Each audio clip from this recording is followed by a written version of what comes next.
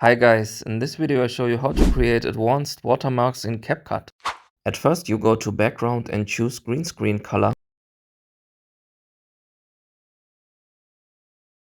After that you need to add a text.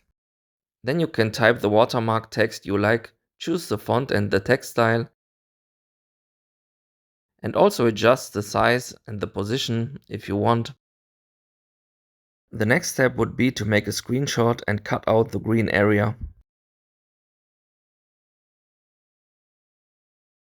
After you did that, you can add this overlay to your video.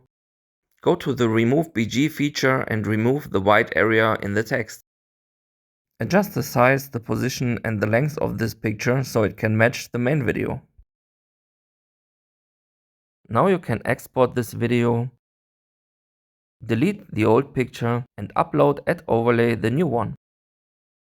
Now you need again the Remove BG feature to remove the green screen. Adjust the size and the position. Go to Video Effects and add Edge Glow.